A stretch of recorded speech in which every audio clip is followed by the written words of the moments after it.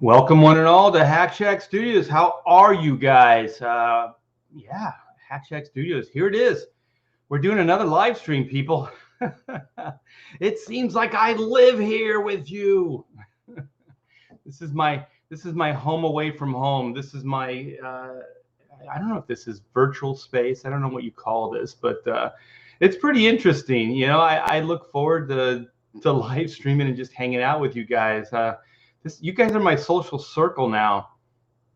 Uh, this is it's really fun, but it's interesting. Most of you guys I've never even met, so it is pretty interesting hanging out with people and connecting with people that you've never met face to face. So very, very interesting. So welcome. I'm RT Bear. I've been doing comic books for almost 4 decades now.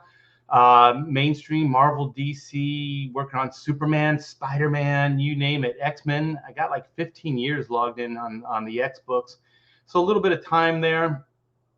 And Superman, multiple titles, Image Comics, and now I'm here with you guys with Chrono Mechanics, Black and White, and doing the indie thing, doing the indie CG thing. So let's.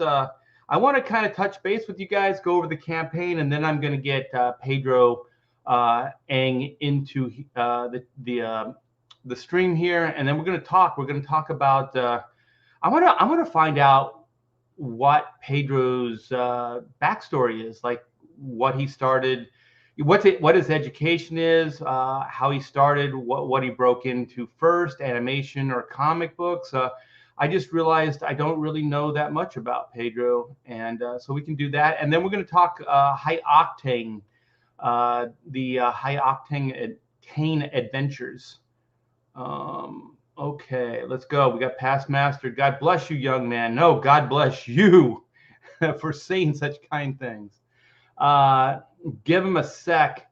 I know they're out there. Hey, RT Bear. Oh yeah. I always ask for a sign of life. Yeah. Hold on for a sec. It's allergies. Allergies. All right, we got Praetor 7. What's up? What's up? Oh, look at this. We got some people rolling in here. This is good. This is good. We got Skip Edwards, Art. Good morning, Art, and the chat. Well, good morning right back at you. We got Victor Thomas. This is starting to look like a party. Past Master. Make sure to miss anything. Skip Edwards, Praetor. Oh, we got JP Roca. What's good? Everything's good, man. I don't know if you guys have heard. 80K. Black and White. I'm yelling. Black and White is at 80K. This is crazy. Pamela and I, it was funny because I have my things I have to do in the morning. I have to go and I have to clean out the pool, and I got to make sure the yard's got water and stuff like that. Take care of the dog. And so I'm out there, and then Pamela comes out. She goes, bad news. Really, really bad news. And I'm like, oh no, what is the bad news? And I automatically just think, our daughter. And she's like, no. She goes, here. And she holds up the phone. And it was the Black and White campaign, the Indiegogo campaign page. And it said 80K. And I was like, wow, this is pretty monumental. So I want to thank you guys, each and every one of you, for helping make this happen. These are numbers that we can do. We can do some cool stuff. I mean, we got a lot of upgrades we've already put into the book, a lot of freebies, a lot of fun stuff for you guys, and it's just it's just amazing, is what it is. So let me share the campaign with you. We only have a couple more days, you guys, and then you won't have to worry about me pumping up the campaign. I hope you guys aren't bored with it yet, because I know I am not. So this is Black and White Volume 2, Man versus Machine. And yeah, 80,090. So we're well over 80,000. We are closing in on another stretch goal, which I'm going to go over with you on this live stream. And then we'll get Pedro in here. So yeah, this is man versus machine in a world where law and order is often blurred to gray. Justice can only be black and white. We are 5 days out from closing the live part of this campaign. We are going to go in demand, but these numbers for the live campaign, they really are important because that's what people look at. They look at what your initial funding was, and that's where you get the attaboys. That's when people take notice of you. So I don't necessarily like the way the world works, you know, that you have to impress people with dollar figures, but that is the world we live in, and it does work. So the higher we can get this to, the better. And also 1,000 backers is best for not shipping, but printing of all the like the books, the trading cards, you know, the patches, you know, just everything. The 1,000 number is the sweet spot. So that's what we are going to try our best to get to. So we're also closing in on that 1,000 backers. So let's play this video that Red Gaze put together.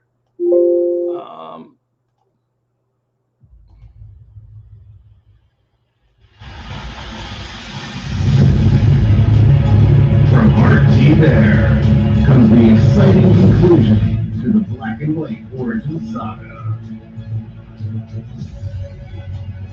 60 pages of pulse-pounding action.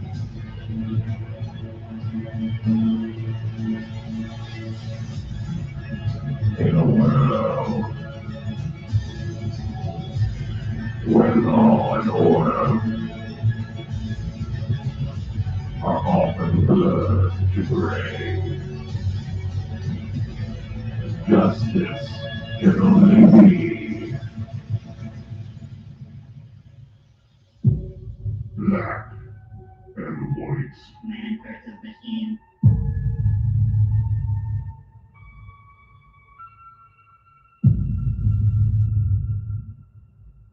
Yes, back at today. If you guys have not, we also have a lot of new stuff. We have trading card, well, not trading cards. Wow, I got trading cards on the brain right now. We have T-shirts. We have the new T-shirt. We have the black and white wraparound T-shirt. You can get it in this tier, and you can also get it as an add-on. We have smaller sizes, and then we have the plus sizes here, which is very cool. And what else did we? There was something else we added. Oh, we still have some of the 90s flashback tier. So we have 5 left for that. This tier right here, the 90s flashback, is shipping out ASAP. So as soon as we get the orders, Pamela's putting them together and getting those out because it's not connected to the rest of the campaign. So there's no new books in this tier, which is cool. And we kind of wanted to get you guys, get out some black and white material so you guys could start reading up on it and seeing what this whole thing is about. So yeah, we have the main cover here. So this is my cover with Stefani Renee, brilliant colorist. I love the way this thing came out. And then we have the great Kenneth Racafort for Volume 2 variant. And then we have this one. This was added kind of just a few weeks or so ago. And this is Joe Bennett's fantastic black and white cover with them battling robots. So good. I like the Kirby-esque like stylistic approach to this, and it's kind of fun to see black and white with this kind of Kirby, Joe Bennett kind of spin on it.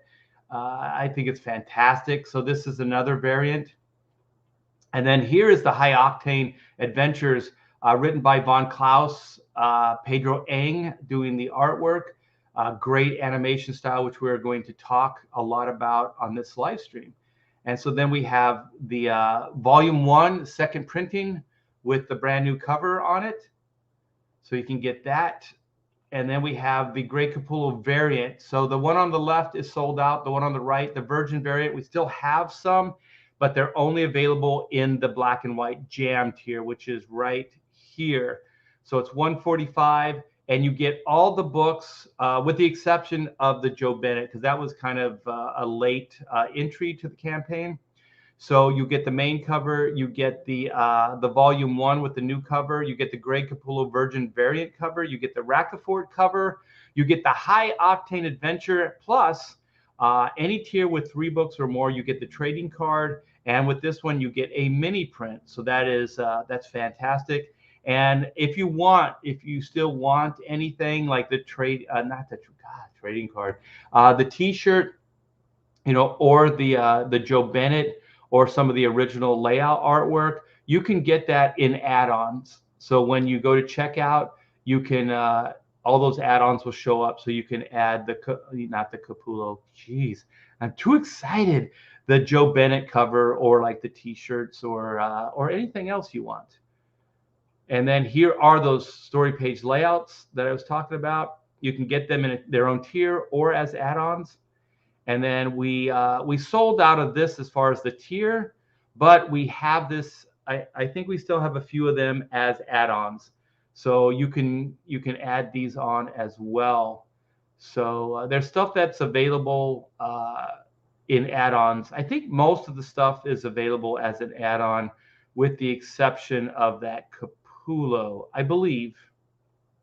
And so here we are, man. Stretch goals. So everybody is going to get a trading card right off the bat. So so there's one trading card that the pre-launch signups were going to get, but we had a little bit of mishaps with that with MailChimp, and so our our emails didn't go through, or some of them went through, but the message wasn't connected to it.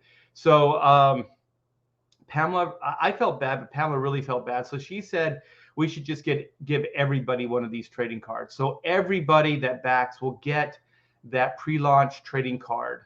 So that's there. You already get that. And then at 30K, you'll get another trading card. And so already at 30K, you got 2 trading cards, which is pretty cool. And so 40K, you get the Boom Baby Inko sticker. At 50, you get the upgraded cover stock. At 55, you get the upgraded paper stock. 60, you get the embroidered patch, the Phoenix World Rises patch.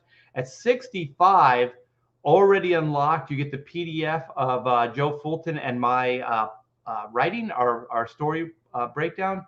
And then you'll get the plot art breakdown as well. So you'll get 64 pages of the written word, and you'll get 64 pages of thumbnail art, absolutely free. And we unlocked that, you guys. So that will go out in the form of a PDF. Man, when we hit 65, I was like, wow.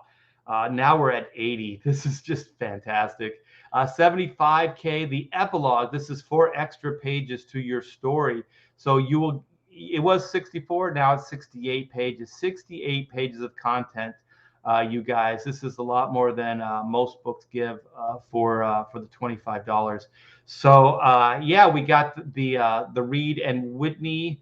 It'll kind of wrap up their adventure in issue 2, and then it will give you a little bit of an insight of where the story will go from there. And here we are, 80K. This is the UV enhancements, you guys, on the main cover. We did it. You guys will get those UV enhancements on the main cover. The cover is going to look so amazing, you guys. Let me see if I still have the example here. Yeah, I have an example of what the UV looks like. So if you can see it, it's kind of shiny, like Whitney, like white here, and then the robots have like it's like glossy, and then the logo is glossy as well. But then the background, you can kind of see it sheen off of her,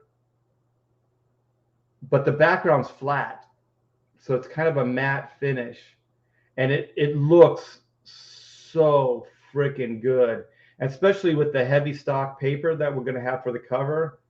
It's going to look fantastic. And here on the back of this, you can see it a little better. So you can see the flat black, and then you can see the Harley Quinn drawing kind of reflect the light. So that's how the cover is going to look, you guys. And we just did that. We just did that, 80K. So thanks to each and every one of you for helping us get to that point. So let's go back to the campaign. And then this is we just did this morning. Pamela and I brainstormed. I had an idea, she had an idea, so we just kind of jammed on it and combined the two. So this is going to be fun, you guys. 85K. So we're under 5,000 away from the fan art trading card set. So what this is this will be a contest. And so let me just read it. It'll be better this way. Do you love contests? Hey, so do we. Here is a ultimate fan fun. When we unlock the 85K stretch goal, start sending in your drawings of black and white. And five people will have their black and white drawings made into a special fan art trading card set.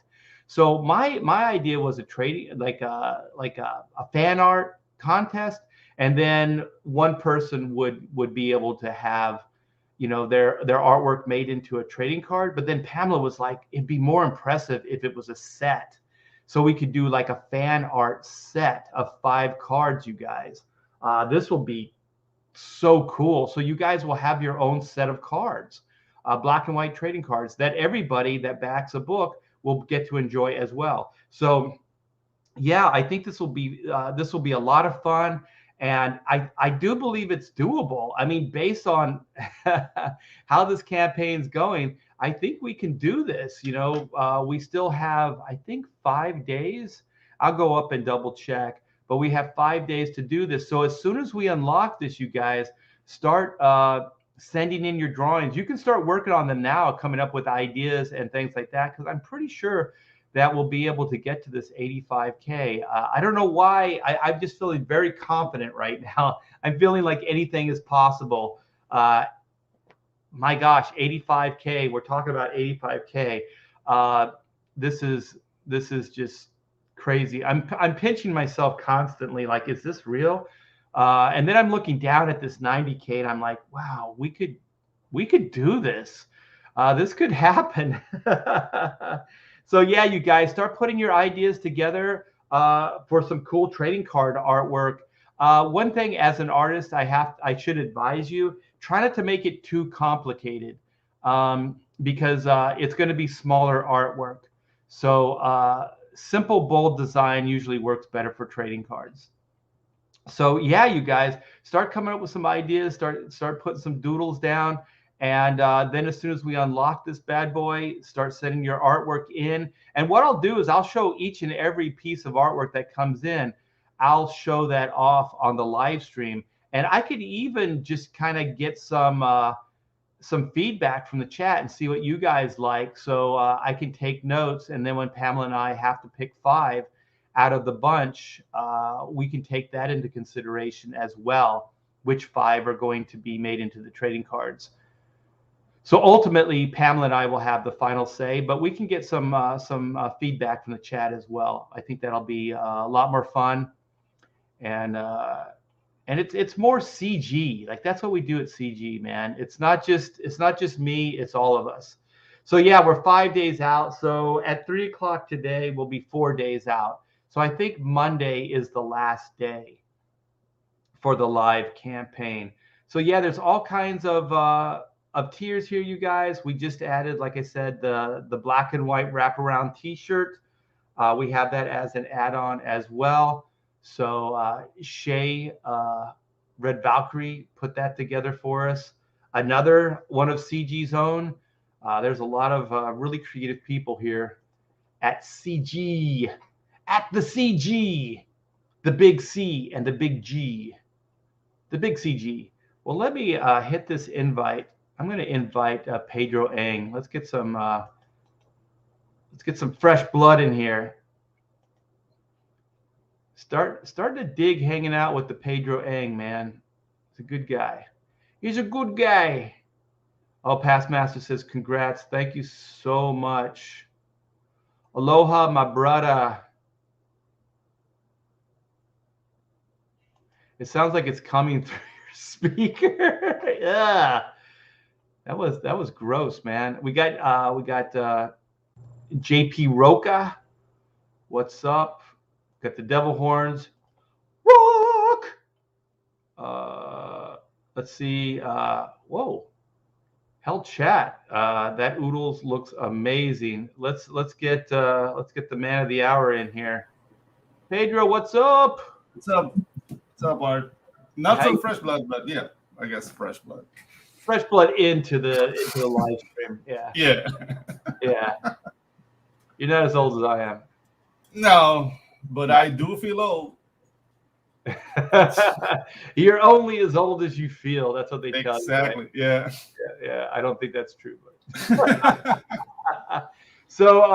so yeah, I was thinking what we could do is obviously we'll talk about your black and white book, which is High Octane, and also some of the animations that you've been putting together. Mm-hmm. And I was thinking, I don't know if anybody's really got to know your backstory, like how you started in the industry, what your goals were, because I think we all started off thinking we were going to go in one direction and then took another, at some point. Yeah. So how did it start for you? Well, let's just say you want to go to the beginning? Well, whatever you want to tell, man. I'm sure people Okay. did it. Yeah.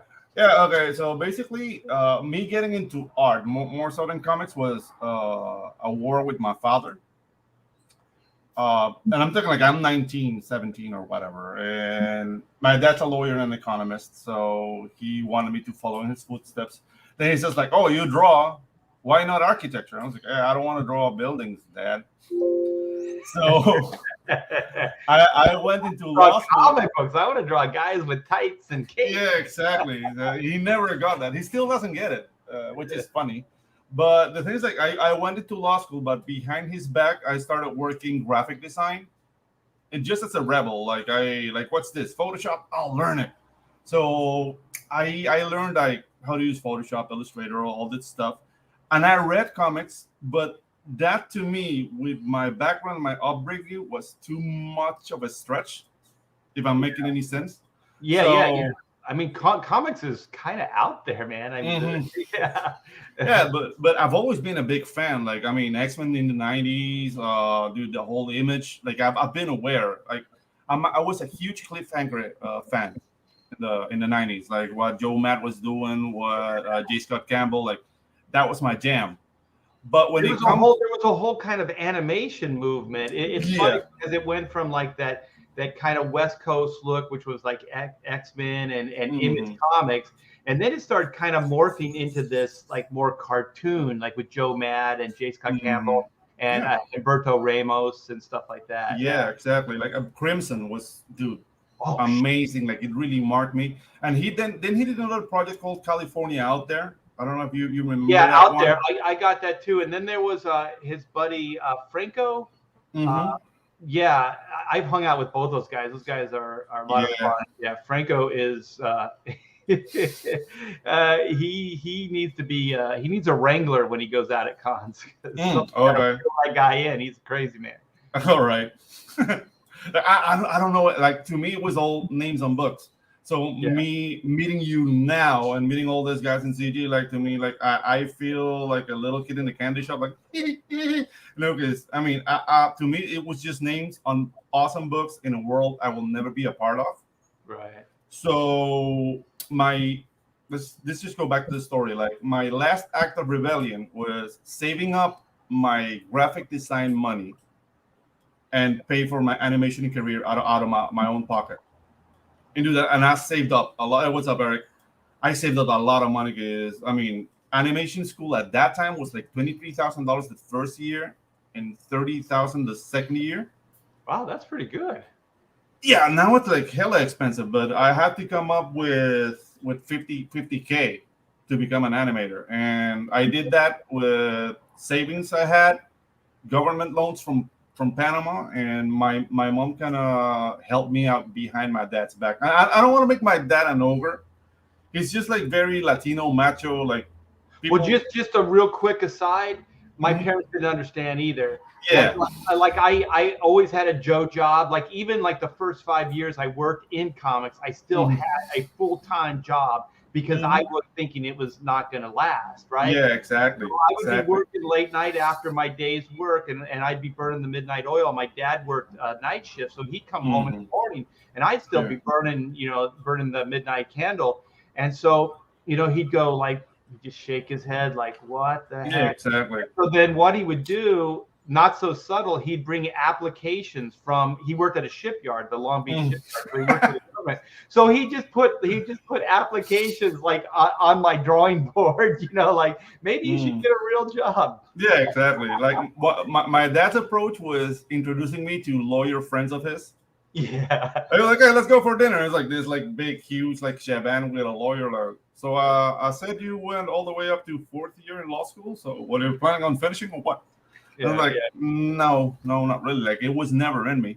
So I went to Vancouver, to Van Art's awesome school. It was the founder is Lee Mishkin, which is like an awesome animator. He's been working since the 60s. He directed the Bionic Six and mostly like Canadian animation. But this guy was like parallel to what Disney did. But dude, he was a trendsetter. So I was between Van Arts and VFS, and just watching the reels of people coming out, I chose Van Arts. So yeah, I wasn't really into comics. The director of my school, he owned a comic book shop, Okay. and he used to tell us like, okay, you guys are going into animation. Animation is more stable. Don't go into comics. Like I've always been like, but I was like, Wait but a minute. He was saying animation is more stable. and which is not. It's not, man. It's not. Yeah. I'm old school enough to remember Mhm. that like animation shuts down for the summer. Like it actually Mhm. like it used to just completely shut Yeah. down. And so what usually happened in California is you would have Mhm. board artists, because the money was better in animation. So when Mhm. animation was going, they would do boards, and then they would jump back into comics for the summer, Yeah. to Exactly. keep making money, and then they go back into animation. Mhm. Yeah, so Yeah. they go back and forth. Yeah. Yeah, like it is basically it's for gypsies. Like being an animator, like you only did like your little cart on your burro and going from gig to gig. So yeah, like I finished like the 2 years. Like I was trained in classical animation and CGI, but my then fiance, she was actually American, but she's lived her whole life in Panama. She didn't want to live in the U.S. and I was very, very much in love. So I moved back to Panama to a place where there's no industry, Okay. which was very. I had to adapt, and I adapt quick. So basically, I've done advertising my whole life. So I became very proficient in After Effects, doing like color correction. But I always kept drawing as a hobby. Well, And now, advertising pays really well. yes, it does really I've done well. Like, some in my time, and like you could do one gig, one job that will pay you for an entire month's worth of comic book mhm. work. Yeah. Oh, dude, no. Panama was crazy at that time because trained animators, you had a lot of people who dabble, like, okay, I know how to use After Effects, for example, but they don't have the animator training. So that made me a very high commodity. Like back in 2000, I came back to Panama in 2003, 2004, around. So by then, a fully like 30-second animated commercial would go like for 40K. And Wow. that's like 2 months of work tops. Because I mean, they weren't really asking like Disney quality. It's like, okay, we want the things to move. And it's like, oh, is it difficult? It's like, I'm not gonna say it's not difficult, but yeah, sure, let's do it. What's your Yeah. budget? Like we have like 40K and all like shrinking, like 40K, okay. But that's gone now. Because software has evolved enough to allow more people to animate. So now the market is more akin to maybe a fully animated commercial would be like 5K, 3K, and that's like the situation I was in. Like before, I could do like 4 commercials a year, and I'm like, yay, let's go travel. Like I can't do that anymore. So it became more work. And those were like ad spots, like commercials, right? For like yeah, and stuff like that you yeah, were exactly. animating. Yeah. So at that time, when it became work, I began asking myself, like, okay, do I really doing what I want to do? You know what I mean? Is Right. I'm like modeling like photorealistic like adult diapers and tuna cans and like Yeah. bottles of detergent.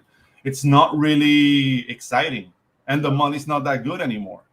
And that's when I discovered CG through watching the streams. Like I started watching Ethan, Dan Frega, which is I think I had like 4 issues of Kid Supreme in the '90s. Like, oh, I know this guy, and then like he started talking like, dude, this guy is really cool. Like he had this. He's not doing that anymore. He would allow people inside his streams and at the end to like get to know people. So I went in there. I thought that was very cool of him at the beginning, but I was also like, this is anarchy. Like he has the personality that he can manage it, but I do not. Yeah, it's scary because you don't really know who you're letting in. You know, it could be like a nut just going like, this is my church, or you don't know what's gonna happen. Right. So from that, I became like full CG. You know, it's just like, dude, this is the place to be. People are like coming up with their own stories. They have their characters. I want to be a part of this. Well, you already started with that rebel spirit, you know what I mean? So I think that's what it takes, you know. I think I had a little bit of that. You have it. I think probably if you got down to the core of most of the people that are in CG, they share that as well. Yeah. Yeah. So that was very, very fun. But another thing that hit me like a ton of bricks is how inadequate I felt with my drawing. And I'm talking like August 2020, because I've been like I had an animation school, but I was teaching people how to animate. But illustration, like it's like, dude, you have to come here knowing how to illustrate. But I wasn't doing that much drawing. So I'm seeing guys like you, guys like Frega, guys like Ethan, doing this like really high level like illustrations. Like, dude, can I reach that? Like, I don't know. Well, do me a favor, just to show that black and white drawing, the first one you did. Oh, sure. Yeah, I just want to let people know, like, whatever you were feeling, it wasn't showing, because this piece of artwork that we're about to show you guys was just, it floored me. I was very, very, it was very complimentary. You know what I mean? Like, it's, wow, these are what these characters could look like in a different medium, you know, in animation. So when I saw this, I was like, wow, the possibilities. And I was already kind of developing black and white as an animated show. So it was just kind of fortuitous that this drawing came in about the same time that I was doing that. So I showed my partner in the animation this drawing, and also you did that shot of Reed Blackett running, and the run cycle.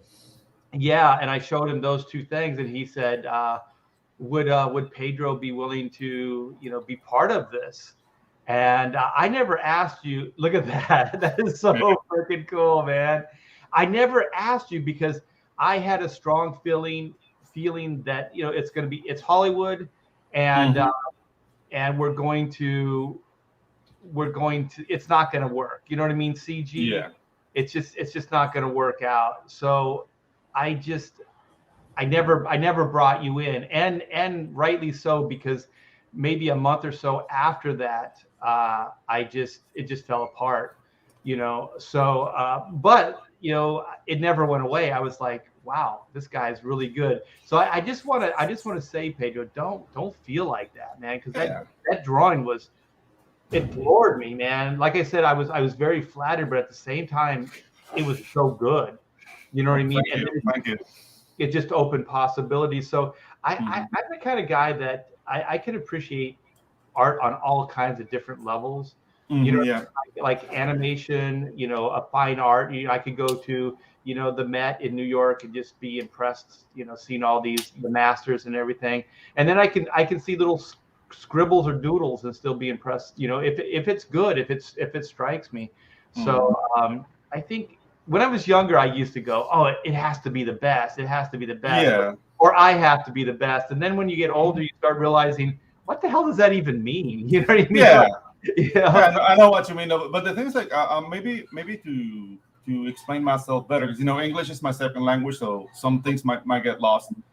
It wasn't so much as fear, but more like fuel.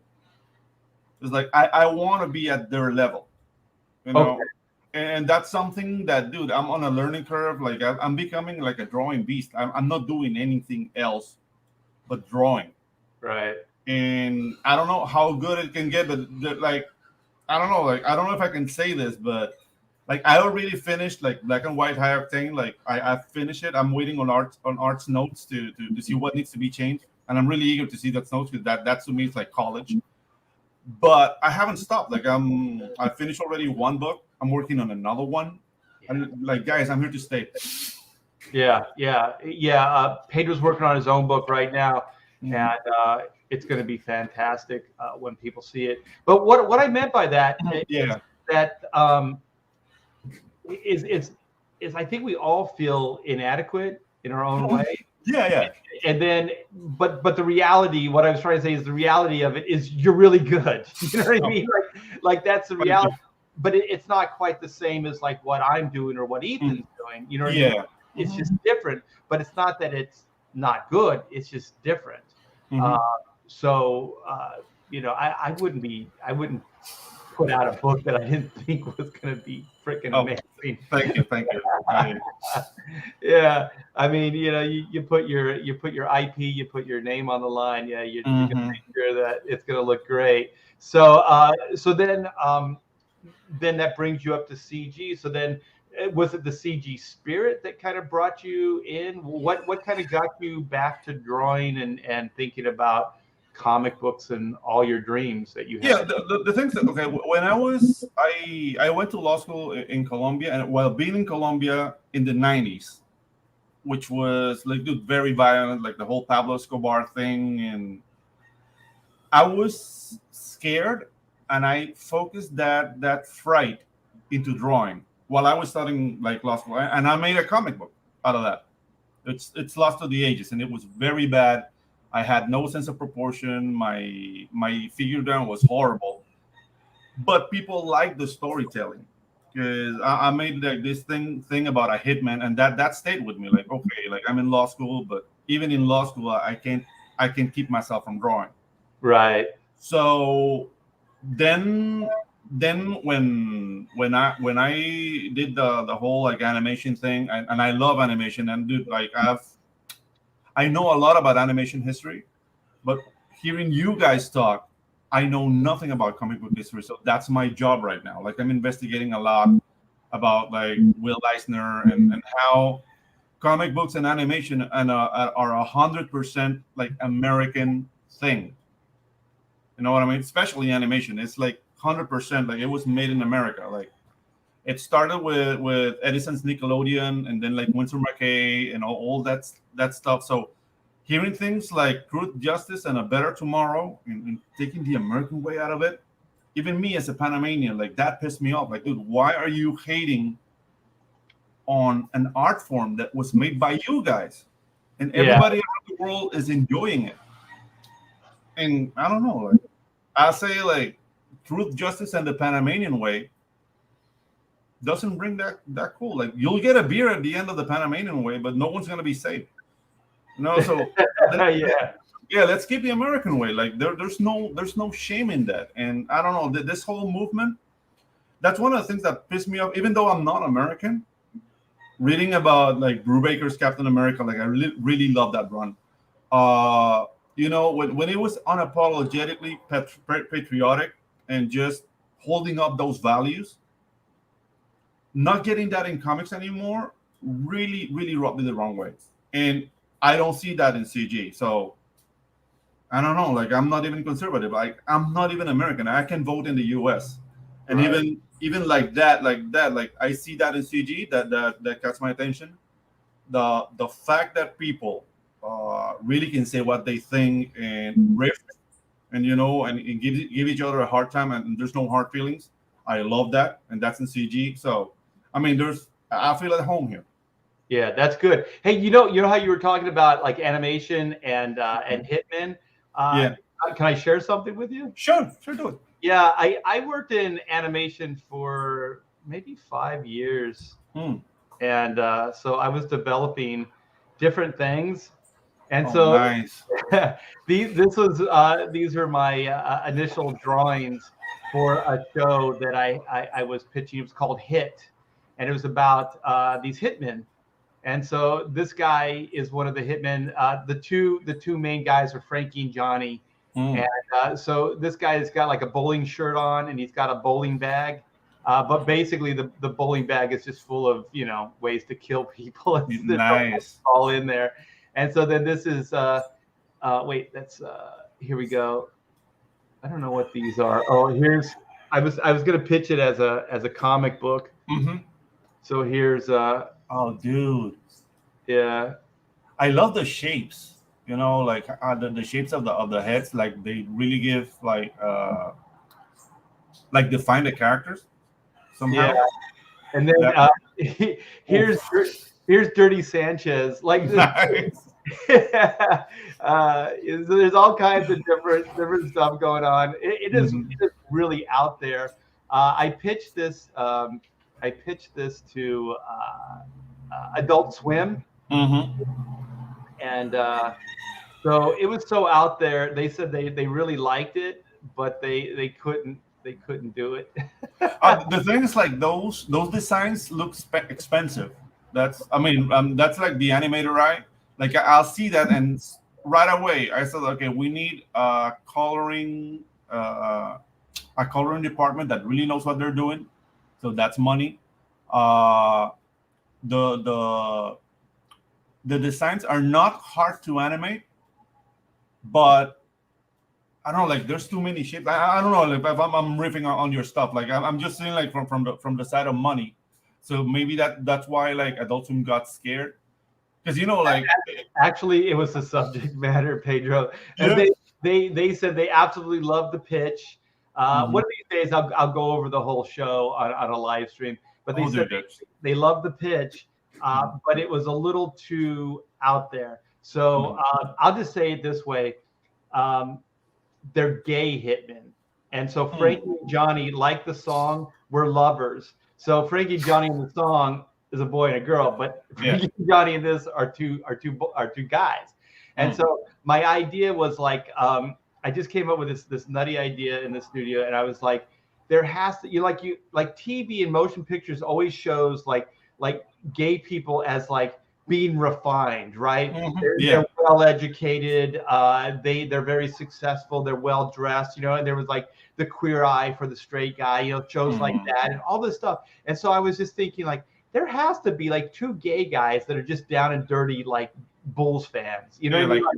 Like they just like, Hungry Man dinners. They just like, hanging out. They like sports. They like Mhm. all like guy stuff. They're still guys, and then Yeah.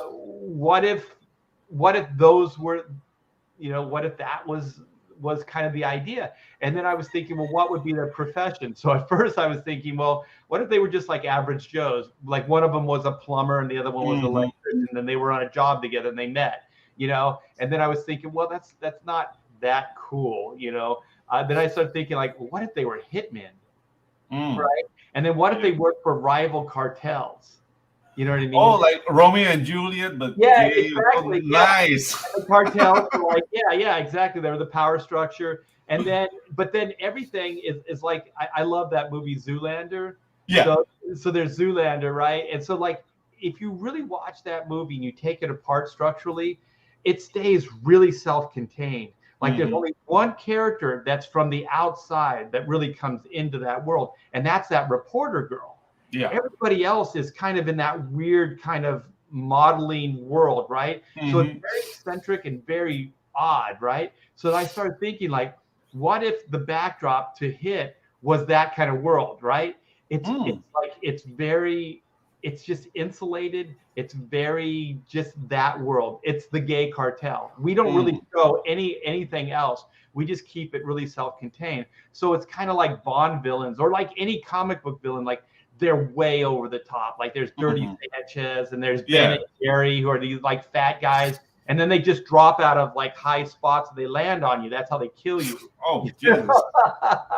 And then there's this one guy, something Larry, I forget his name, but he loves just tanning in like tanning booths, and so his face is just all dried out, so it's all cracked and stuff. So what he does is he puts you, like, he kills you by, that's like his MO. He'll put you into a tanning booth and just tan you till you're dried out. You know what I mean? So like each one of them kind of have their own eccentric ways of killing.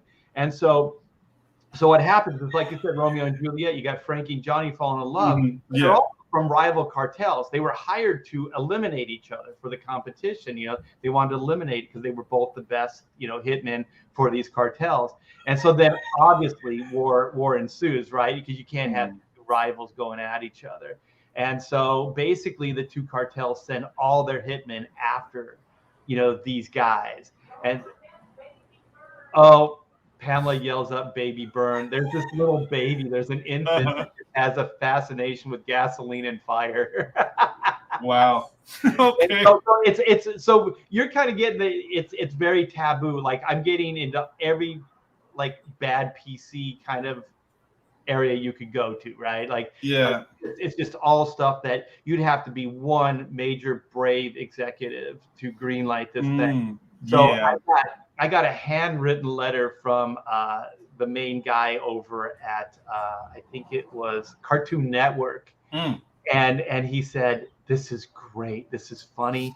I read your pitch. It's absolutely hilarious." He said, "But I can't do it because it's too much. It's too much." And I was thinking, well, and then I got something equally from Spike TV and Adult Swim. Well, Adult Swim is Cartoon Network, and so hey, you're pulling my cable. Don't do that. The dog just came in. Yeah. And so I forget where we were, but like tangents are the best part. No, we're talking about Hitman. Yeah, Hitman and stuff like that. So it's fun to kind of dabble and just create, you know, just on a whim, like you said, like your characters and things like that. But so then you're CG now, hanging out in the chat. To the bone. Can you call the dog? Hold on for a minute. It's all right. Hi guys. So yeah, I'm CG to the bone.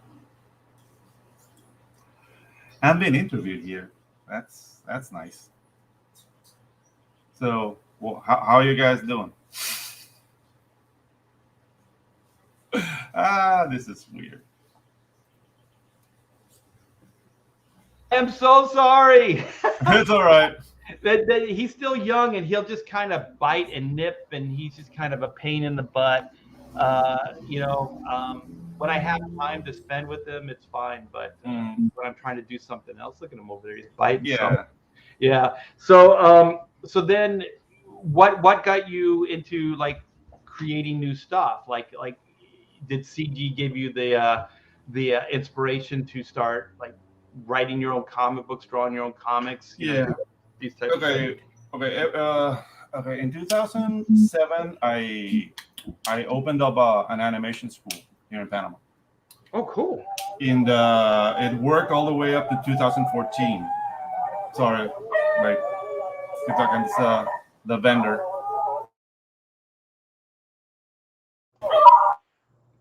Yeah, you hear that?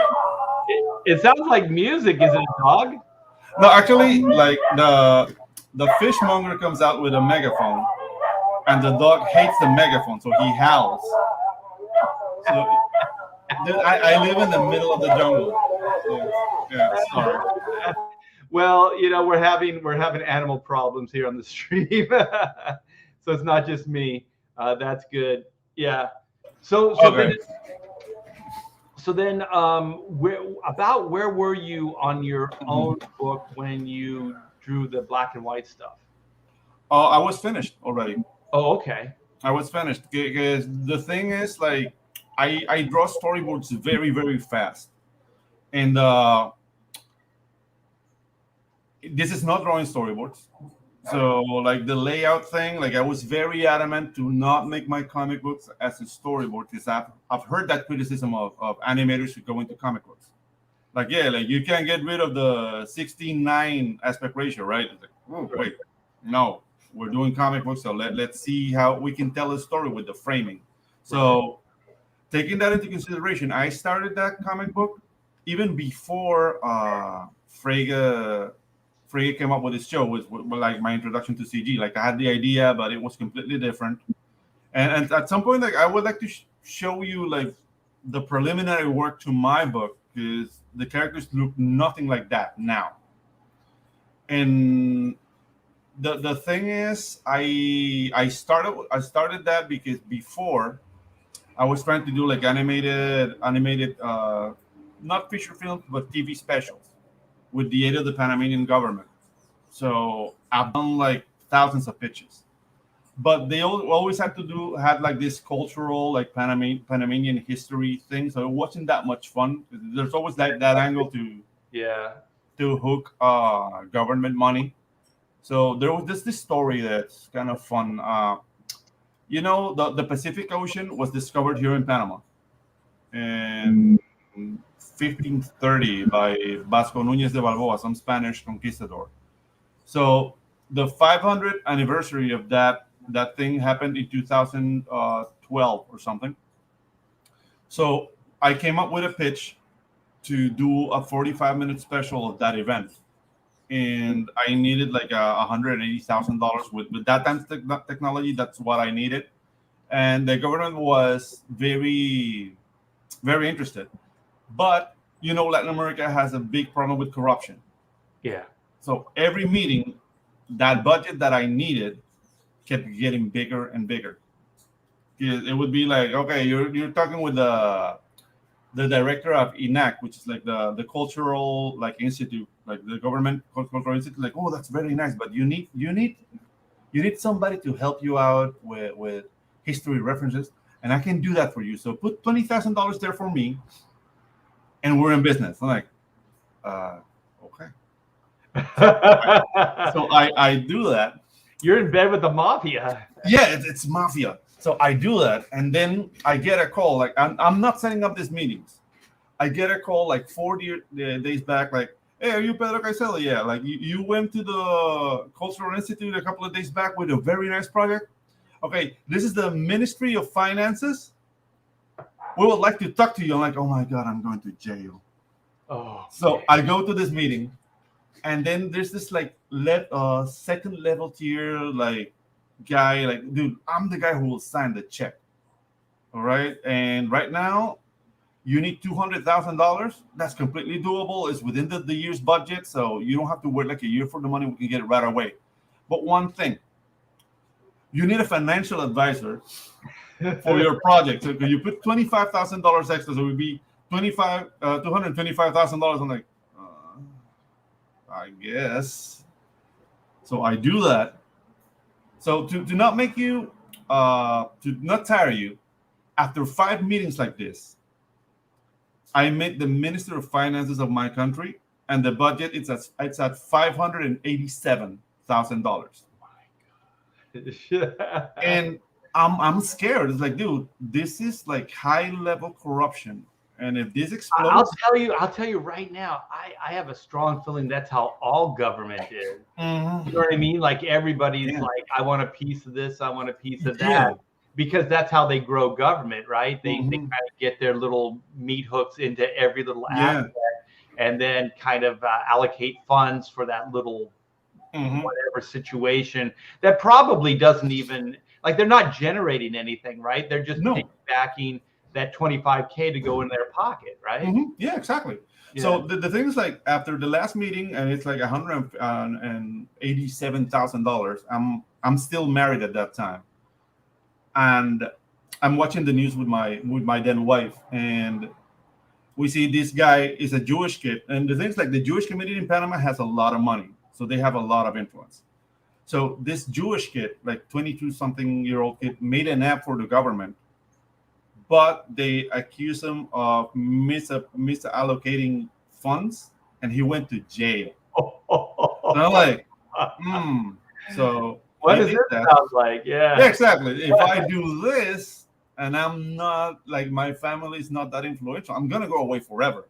Well, you would be the fall guy. Like Yeah, exactly. it's so built in, right? Because it's Mhm. your project, right? Yeah, If you're the exactly. one heading the project, how could you let this happen, Pedro? Yeah, Yeah. they slip you right under the carpet and sweep you right under the carpet, and just you'd never see the light of day again. Yeah, exactly. I was speaking to my then wife, like, dude, I have to kill this at the root because if it explodes in my face, I'm the You'll fall never guy. see me again. Yeah. So the things like I've always been writing stories, but I would like to write stories without going to jail. So Yeah, that's how Past Master says, I don't know. nothing. Yeah, exactly. I became Schultz. You know, like I love Hagen's heroes. Like I know nothing. I see nothing. I don't know anything about Yeah. any stuff. Yeah. Wow, that is some scary times. Like I have scary stories. I've never ever come in contact with power players like that. I mean, No. they could literally make you disappear. hmm And that's a cool thing in living in a small country like mine. Like if you start making moves, you can get to the higher echelons of the of power here and see behind the curtain and see it's like the Wizard of Oz. There's a guy in a bathrobe Yeah. moving levers. It's like, dude, these guys are nothing special. So the things like that's one of the things that I got enamored with CG. It's the boss is the customer. Yeah. And there's no monkey business. Like, dude, doing business with you art and with all the people's like I've done a lot of like trailers for different projects here in CG. Dude, it's been amazing. It's what you need. Okay, there you go. I got some changes. Here's your money. It's like I'm looking back and there's like silence, like no drama, no nothing. Like, dude, this is the place to be. Yeah. I love it. Yeah, it's great stuff. So we should talk about the High Octane adventure. Oh yes. Yeah. So the origin. I know I've told the story, but I think it's great. It's just Pedro's in the chat. I'm talking about stuff, and then I get that drawing that you already showed, and then it's just kind of a slow burn. I'm just like, this is so good. And then you sent me the little black running, and then I was like, wow, this guy is really into this. And so then when my animation situation fell apart, I was like, I got to do something with this animation style. So then I think I probably talked to you first, and I said, would you be willing to do a comic book based on this style that you came up with? And then you said, yeah. And so then I was thinking I was going to write it, and like with Joe Fulton, but then there's just so much to do every day. And so I know that that Von Klaus, because we talk a lot, off camera and stuff. And so he's a big animation guy. He understands like these concepts like really, really well. I did the Chrono Mechanics trailer for the campaign with him, and I just like stuff like, even like with you, there's no heavy lifting because I could say it quickly and you get it, and then you can run with it. Sometimes like when you try to explain concepts to people, it's just like pulling teeth. They just don't get it, and nothing against them. They could be really, really creative, but they're just not kind of in tune with what you're doing. It's a difference with like being really good, but then being in tune with other people. And so, I just got a hold of Vaughn, and I said, would you be willing to do this? I had a basic idea. I pitched it to him. He wrote a draft. I was like, it's going to be 22 pages. I think maybe we should kind of condense it into more action, but keep that, because he had like, there was a little bit more relationship stuff between Reed and Whitney in that original draft. And I liked it. I thought it was great, but also I thought it was moving them a little too fast. Like it's something I want to do over a course of issues in the future.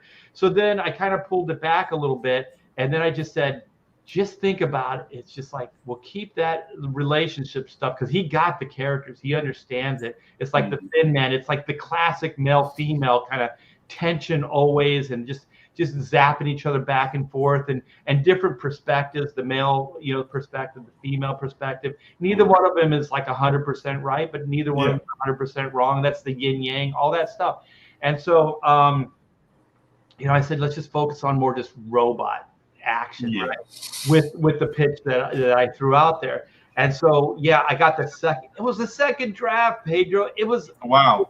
There were the only notes I had. The only notes I had for Vaughn was that he was making like contemporary references, like our time references. And this is a future tense story. You can still make those references, because it would be in their past, but it's also their past, like 30 years past, maybe years past. So I don't know how much referencing, like we don't really reference 30 years, 50 years. Well, I do. No, you don't.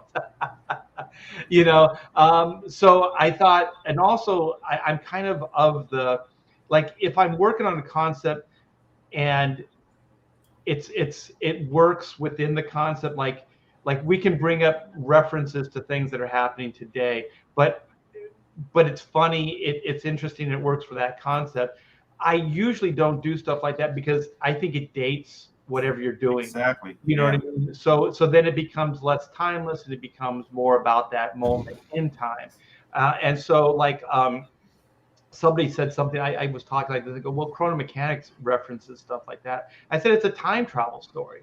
Yeah. So it works within that, and so that fits. But in black and white, I just don't think it fits. So he rewrote all the jokes, all the lines, and it was just as good as it was before. And so that was my only note. And then we gave it to you. And before I knew it, you had like 10 pages done. Yeah. You could tell I was waiting for this opportunity. Like, dude, like, I don't know. Like, sometimes I see the decisions I've made when I was younger. Oh, another vendor. And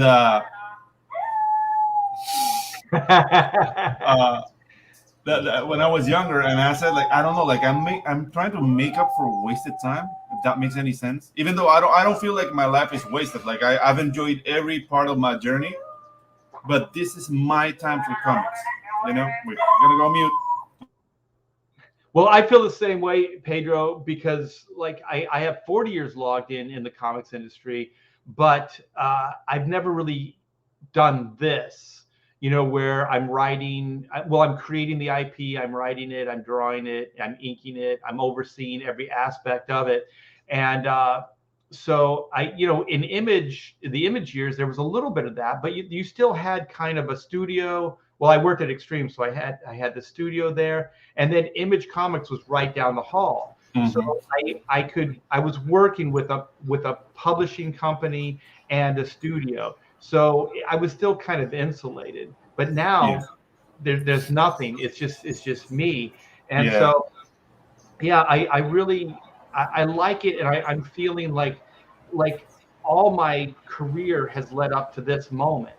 You know what I mean? Because I have all these skill sets. I just have to figure out how to get everything done in a timely fashion. But I have all the skill sets, that I've developed, kind of like what you've been talking about with your past. You have all these skill sets, and then you realize kind of like how it just funnels into this one moment in time. Like you have all this stuff, and then it funnels into this one moment. And you're smart enough that you understand, like, you got to hold on to this because this is a special time. Anybody thinking like this CG thing is the norm, it is not the norm. I've been doing it for a long time. This is exceptional. This is an exceptional time where we can think it, we can make it happen with the help of our customers backing, supporting, things like that.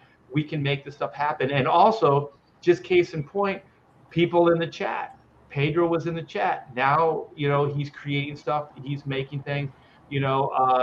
Shay, Red Valkyrie. Yeah. We were just talking, behind the scenes, and she's saying, I do designs, t-shirt designs, stuff like that. Let me take a crack at some black and white shirts. And then we have black and white t-shirts, Inco came out of the chat as well. So, like stuff like that is happening, and it's happening all over the place. Like that's just my little CG neck of the woods. Like it's happening everywhere, So this is a fantastic time. So yeah, so I couldn't believe how fast Pedro was working on this book, and I felt bad because I didn't really have time to work with you as the pages were coming along. Yeah. So because the campaign and I had other hats I was wearing, so I do believe at this point the whole book is on some level drawn, right? Yeah. So But I mean, I don't hold it against you. Like I know you're busy, and the thing is like, yeah, I have things to do, but since I've directed, like I really know how to allocate my time. So when I was drawing the book, this is how I did it. Like, okay, it's 6 hours of high octane, 6 hours of whatever else I'm doing. But the 6 hours of high octane, I wasn't aware that I was having so much fun. Became 8 hours, became 10 hours, That's and cool. but when I like raised my head, like I'm done. Wow.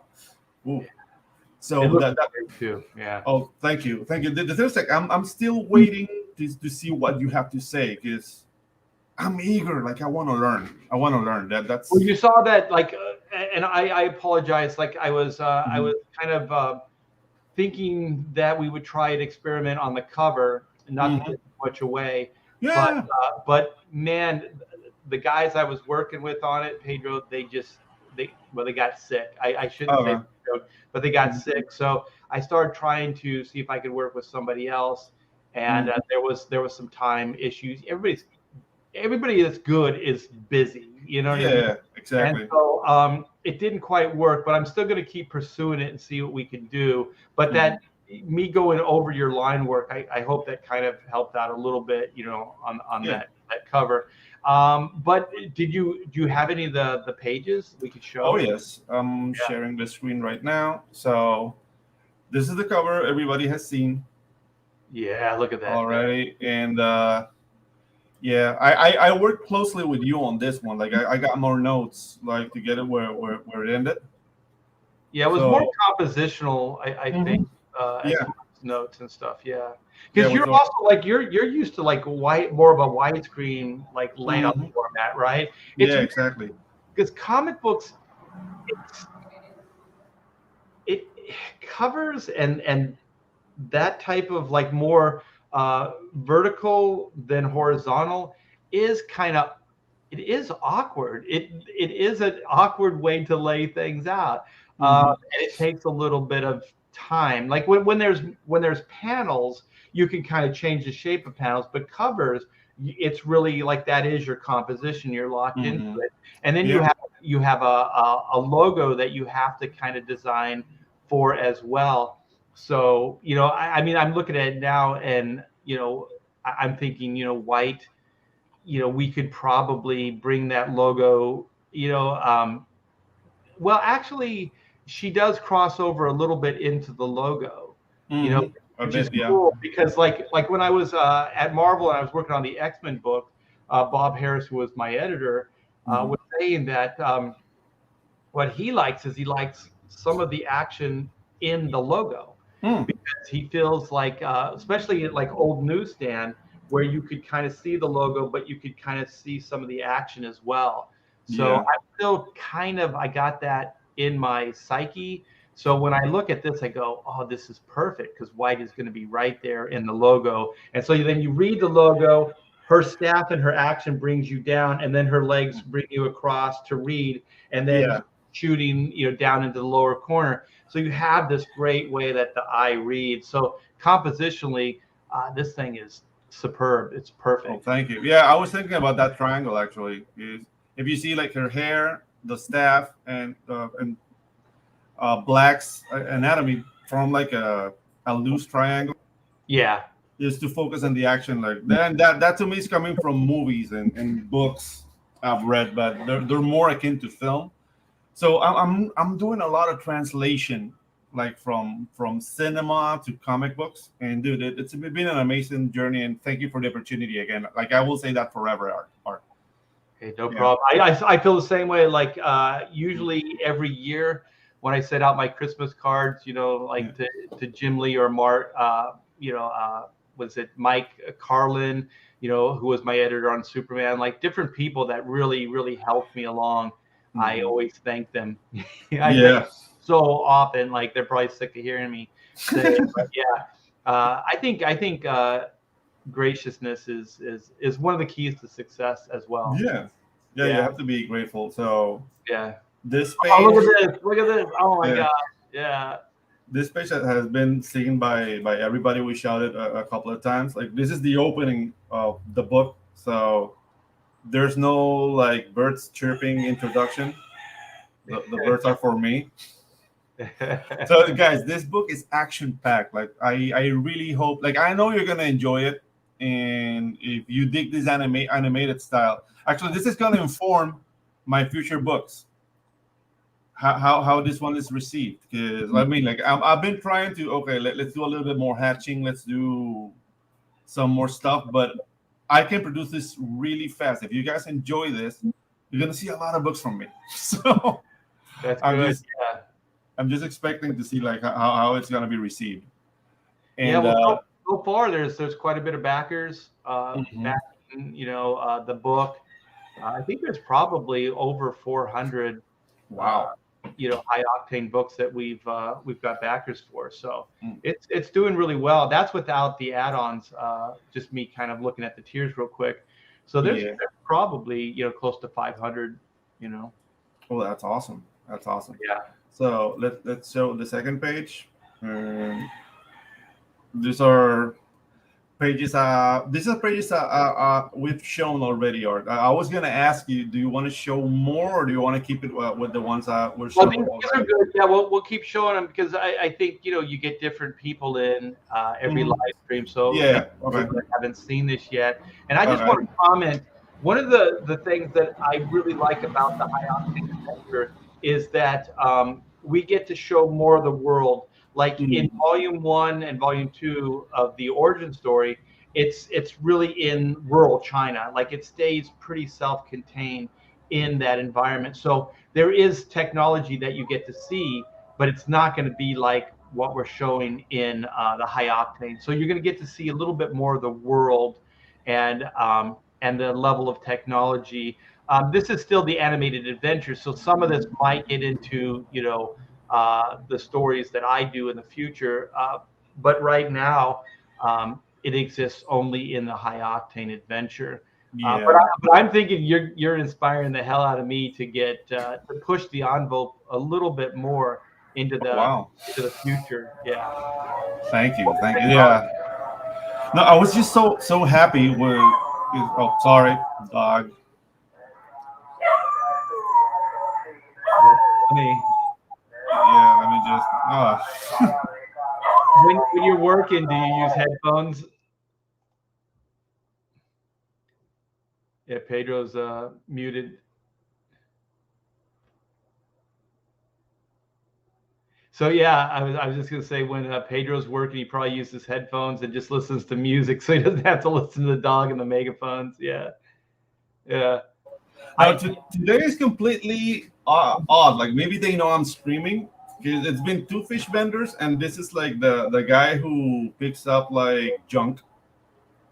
Like if you have like a broken down washing machine or whatever, like bring it out and we'll take it. Like that guy's never around here. So I don't know. Maybe it's a conspiracy. Oh, Whew. we got Von Klaus in the house. So thank you for the Hey, opportunity, Art. Haha, great opening. If I do say, oh shit, yeah, dude, say it, yeah, say it. Also, Von, Pedro and I have been talking, so we're gonna have to hang out soon and have a powwow. I also yeah, have another possible favor to ask of you, Von Klaus. So White's legs really tie the room together. yeah. So uh, okay, I'm still sharing my screen. Like this one, the last one we shared. So this is like the first splash page for oh, this double is splash double page. page. Yeah, double Yeah, page. double page for the black and white book. And this is when art, like I showed them some designs for robots, because I mean I didn't get any like, hey Art, like can I like take a crack at it? And he said go for it. And that just brought a smile to my face. And I started designing robots all the way through. So yeah, just getting the script. It was just like washer machine, like washing robots. So they just had the squeegee. Like that was the notice. Like, okay, what looks odd on the side of a wall? And I thought spiders right away. So I mean, like, Yeah. It works for climbing and cleaning. Yeah. And also what I like about it is there's a character in black and white. His name's Jake Chang, aka JC. So he's a tech guy, robot, things like that. So usually his designs or his company, there's the single eye, and so you got the single eye into these spider bots. And so what I like about that is it does kind of tie into the reality. So for me, when I see this, I think these are created by Phoenix World Incorporated. These are probably because what Vaughn did, which was very clever, and I'm doing it in my story as well, is that most of the robots that you'll see in the world are just kind of like work. They do work, they clean windows, they do heavy lifting, stuff like that. So I like the idea of these spider bots and that they're just always there in this world. These robots are always there, and then how Vaughn incorporates those into the story is pretty cool. It's pretty clever. So I like that. I always like the super fantastic with the mundane, right? So yeah, in this world, these robots are just mundane. They're just window washers, But then we get to see like, oh shit. yeah. The things that statistically more people die by hammer than by gun. So Yes. having a power tool aim at you is very scary. So that whole element, I mean, like it's a very cool playground, Yeah. Vaughn is in the. I'm reading all this stuff. I think he's saying make them pay for ad space, Pedro. Okay. I don't think Pedro wants to get into that. No. You probably have great like headphones, right, to keep the sound out. Yeah, I do. Like the things like no, I noticed the fact that the noise is coming, but I can hear you perfectly. The things like I need to get a better microphone, like a condenser microphone. So I have to make that investment. I think you sound fine. Yeah, you sound great. Yeah. No, but there are like noise canceling, like directional microphones that will not pick up like environment. So I guess I need to look for one of those. Or move. Yeah. No, the things like I'm really enjoying living alone in the jungle. I have to say, like the level of focus I have here was something I was not getting in Panama City, because women don't leave me alone, Art. That's they just keep coming. Yeah, exactly. Yeah. We got Vinny in the house. Hey, what's up, Vinny? Thanks. Yeah, so, I think this book is fantastic. We got a lot of support on it. Thank you, guys. Can I see the one image again? The first image that started this whole thing. Oh, sure. Let me This see. thing still has so much charm to it. This one, yeah. I'm still thinking trading card. Like, oh yeah, that would work. Yeah, we're gonna do something with this illustration. Yeah. Oh, awesome. Yeah, it's so darn good. Look at that. So I don't know. Like, should we show another page or should we just keep it at that? You know what? If you want to show off another page, let's do it. Yeah. Okay. So it's just one more. And I think no, not that one, because that would be a spoiler. We don't want to give too much away. Yeah. So this is black and white in action, going at it against squeegee robots that have robots. Yeah. Oh, look at that! Oh man, that shot of Reed just shooting over his shoulder, and then just like he doesn't even have to look. He knows they're all around him. Yeah. Yeah, exactly. Yeah, so freaking cool. Look at this. Yeah, the angles are great. Very cinematic. That first shot, the down shot. Thank you. Setting up everything as well. Just so cool. Yeah, I like the expression on Reed's face and Whitney's in that second to last panel. Yeah, the thing is like like Whitney, like she's very capable, but she's going against a sea of fighter robots. Like she's way above her head, and You know, like I like to communicate the message with the faces. And Yeah, that's something I got from animation. Like maybe my face is a little bit more have a more plasticity to it. yeah. You Well, know, 'cause yeah. What is it? The stretch, the squash. squash is, yeah, yeah. Yeah, yeah. So yeah, the thing also about Whitney is that, especially these early stories, she's excited by, like, she's just an adrenaline junkie, so she's Mhm. excited by it, but she's also overwhelmed by it because, like, Reed's got experience fighting robots, Mhm. like Yeah. combat stuff like that, but she really doesn't. So she should always seem like she's a little bit over her head. You know what I mean? Mhm. Like she's always just a little bit out of control. Yeah. Because this is all new to her. But at the same Mhm. time, she's like a kid in a candy store. She's like got this Yeah. weapon, she's got this armor. You know what I mean? And she's just getting off on whacking these robots and stuff Yeah, like but that. and she's a badass. Like, don't get me wrong, guys. Like, she does some amazing stuff in this book. Like, Yeah, I actually had more fun drawing her than Reed, because Reed is more like precise and contained, and dude, White is wild. She's yeah, wild, and she does like acrobatics, and like she's yeah. very gung ho. I don't know if Yeah, I'm. yeah, because I always thought like I like the Green Hornet Kato dynamic because Mhm. like the Green Hornet, I always thought he's kind of like I used to describe Superman as like he's a well-rooted tree. Like Mhm. you're not gonna move that guy, right? Yeah. So he just kind of stands his ground and does his thing. So the way I look at that, like Reed, I mean, he can jump and kick and do those things too, but in contrast to her, he's kind of like that tree that's firmly rooted. So Yeah. he just kind of marks, gets his territory and just does his thing. And one thing I do want to do at some point is I want the guns to be taken away from him and just Mm. see how like badass he is without the weapons. Because the weapons always give a distance between Yeah. he and whoever he's fighting. But I also want to do some like real hand-to-hand stuff, and that's why like Whitney also has the staff which keeps people at a distance.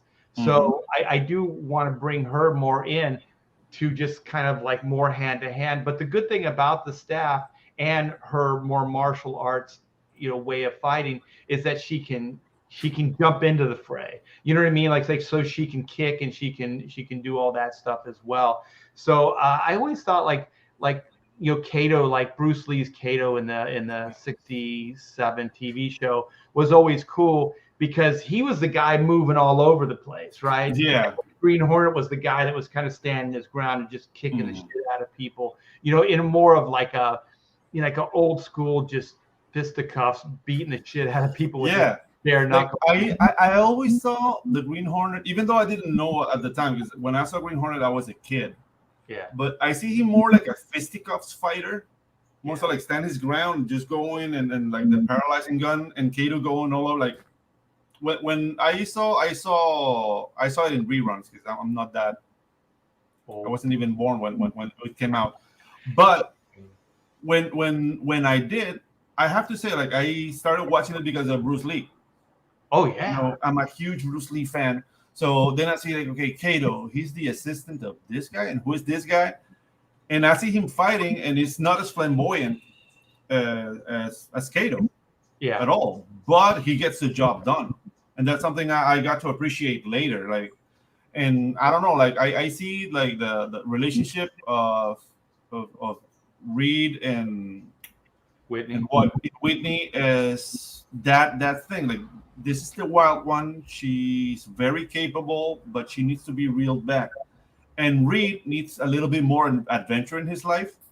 So that balance is just perfect. Like, I love the relationship of those two characters.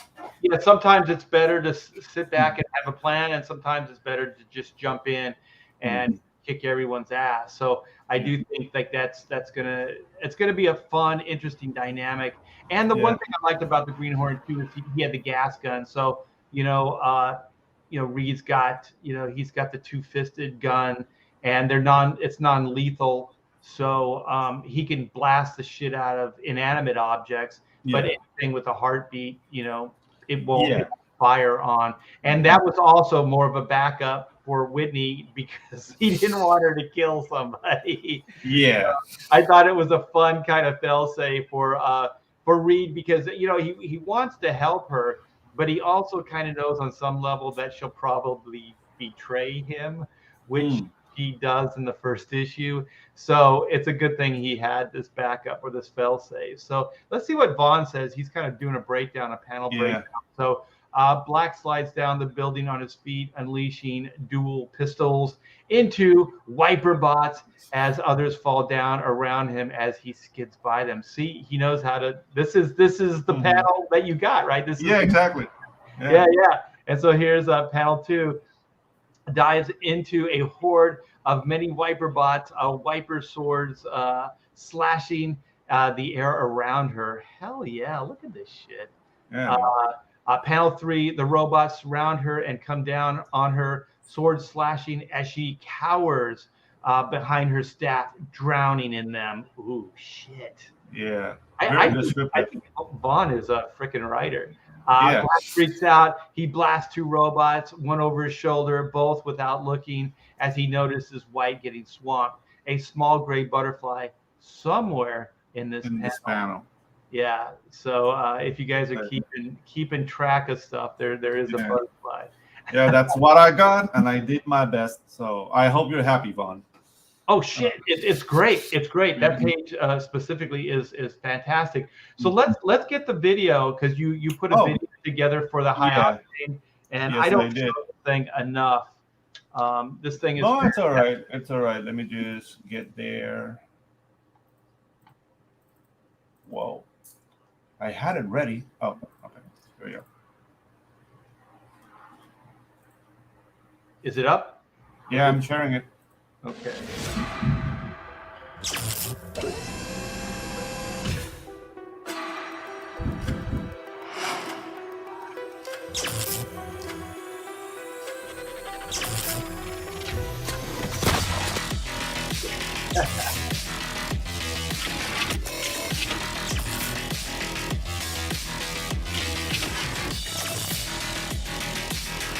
There they are.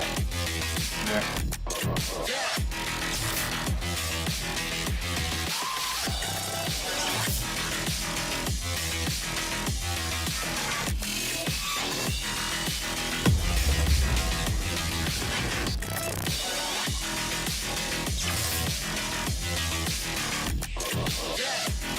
So good. So when Whitney does that's like Big Trouble in China, right? Like exactly. Yeah. Oh, you got that one. Yeah, nice. Yeah. Hey, can we see it again? I Sure. can't get enough of this thing. Yeah, let's do it.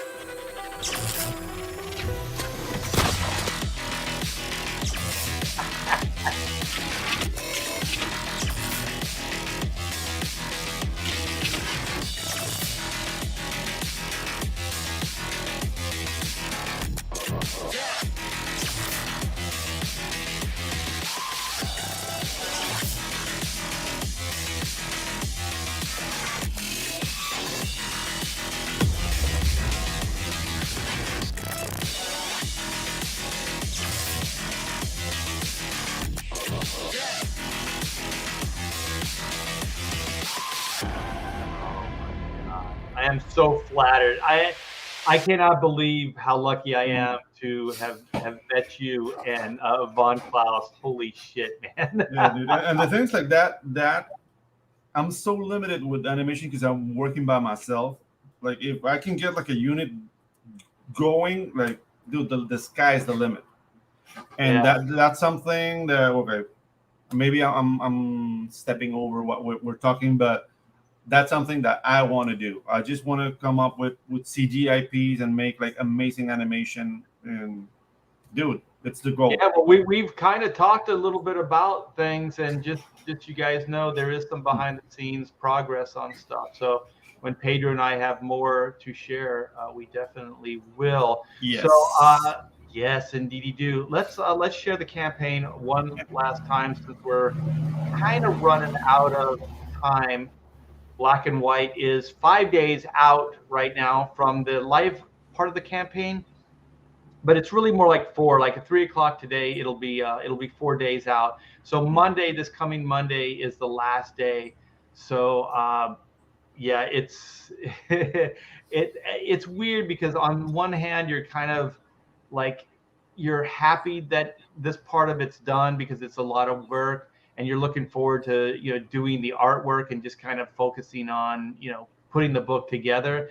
But on the other hand, you kind of want to keep this going because you like the interaction, you like talking to people, and I mean, I'm still going to be hanging out with you guys, but like having something to talk about, the campaign and this urgency that there is here, is a lot of fun. So yeah, you guys, this is volume 2. This will be the wrap up to the Origin Saga.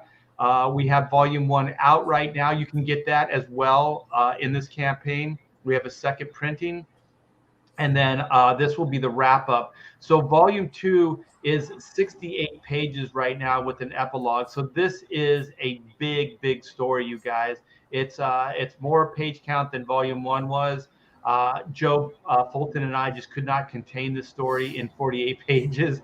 We tried. Well, there's actually a version that we did, and then we expanded it to like 52 pages or something like that. And then that wasn't enough, and so now it is 68 pages, which is crazy, but it was all logical as we were progressing on the story. It all felt logical, and it just felt like we didn't want to cheat anything. We wanted everything to make sure that it had the limelight, everything was fully realized, that we weren't cheating on any of the action or any of the situations.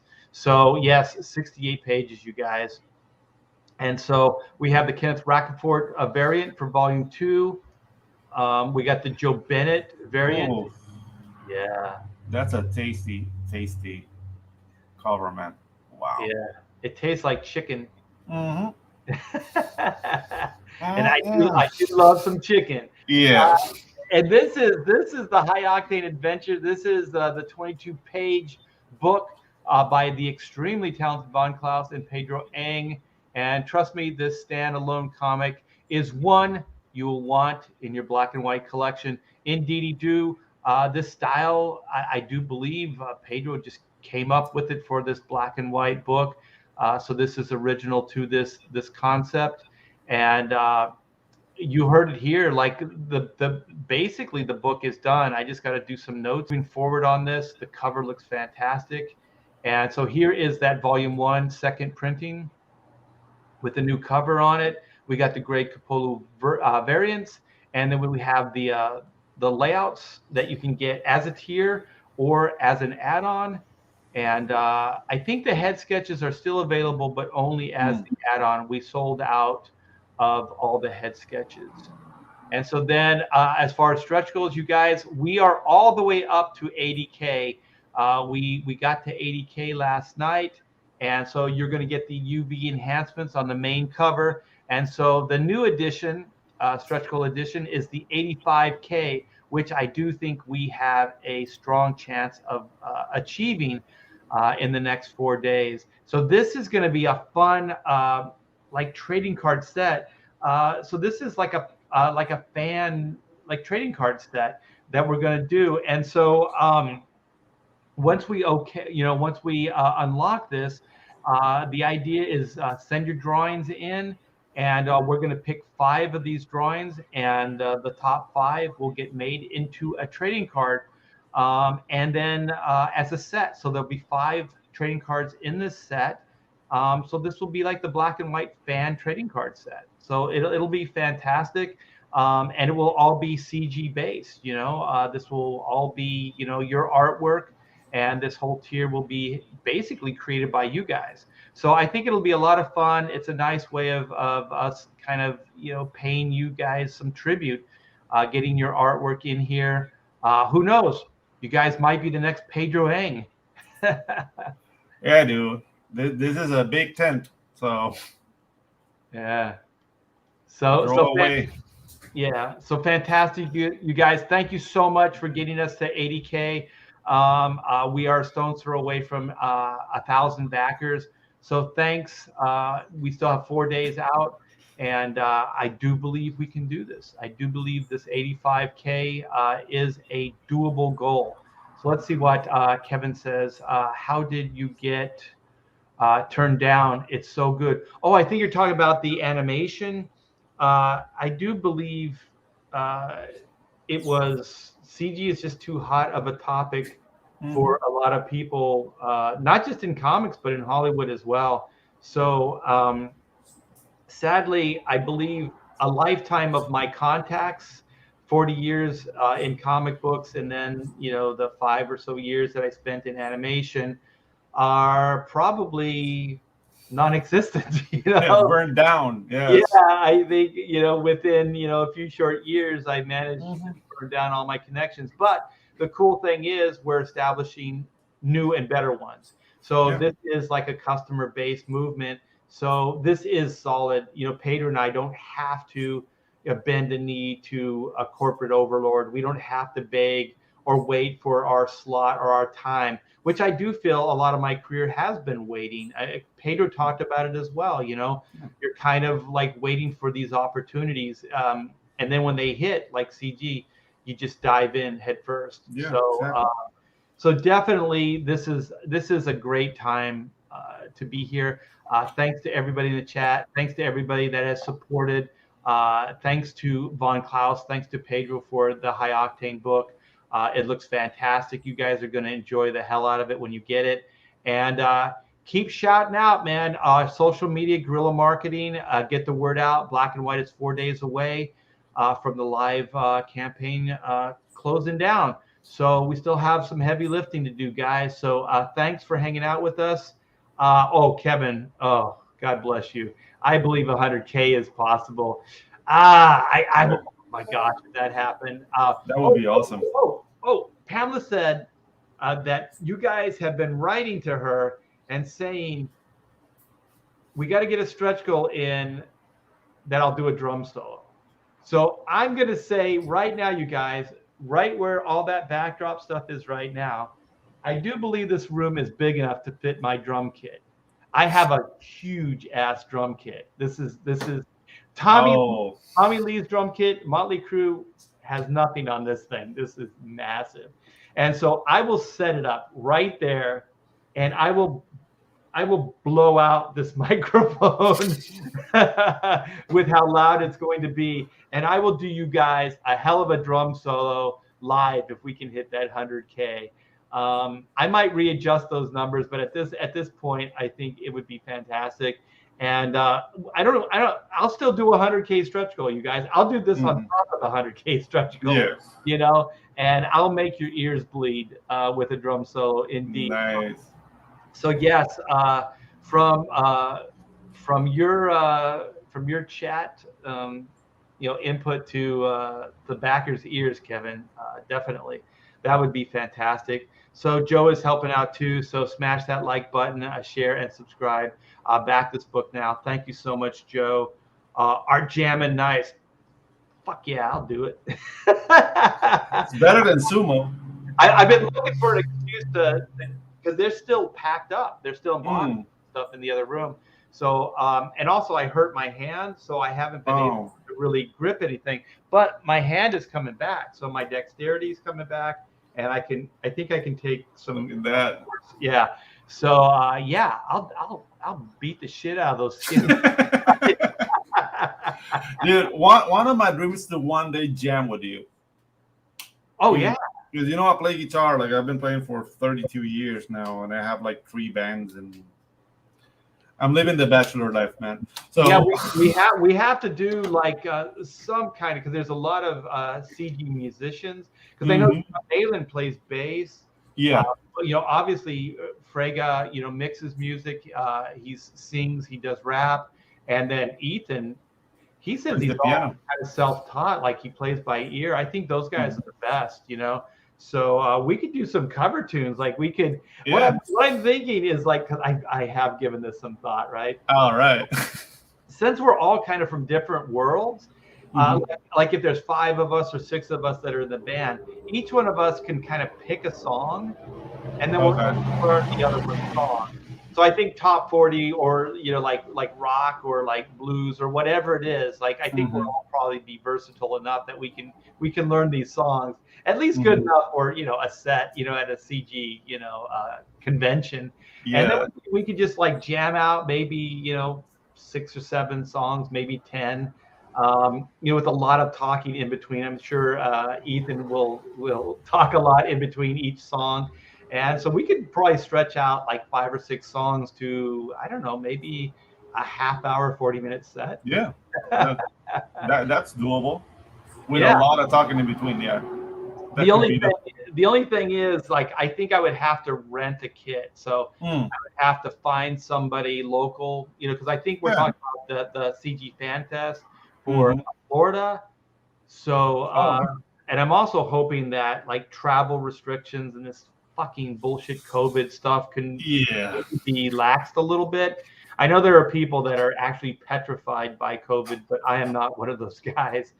So I would like to see things lighten up a little bit. But if I could get, like, I know that I'm probably going to get a little kit, like a drum kit, and I'll probably feel inadequate on it because I don't know, you get your comfort zone, right? Like if you're playing your guitar with a Marshall stack and then you got exactly. Little actually I have a 5150 like Mark 1 and a Vox IC30, so that's like kind of like I go between Van Halen and Brian May, like that kind of sound.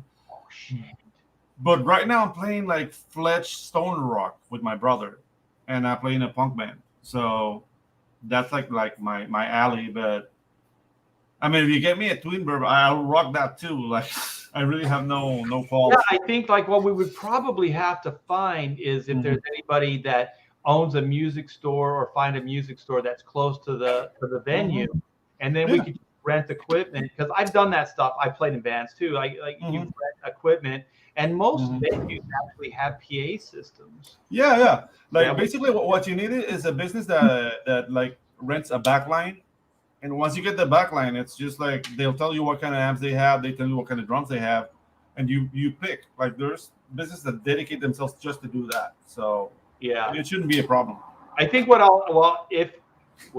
this happens, I have a few China cymbals. I have a few like cymbals that I really like the sound. That's China. And then I like the way my snare drum is tuned. So I would probably travel with the cymbals and the snare drum. The snare drum, Like I will take my ads of choice. Like right here, like all my instruments are my brother's, but I have here like my Eddie Van Halen guitar and a Laney like 212 combo, and that's what I used to like play around here. So you got the Frankenstrat? Is it like a replica? Oh no, it's the Wolfgang. Give me a second. Let me get it. Oh, it's the oh my gosh, who built that? It was Washburn?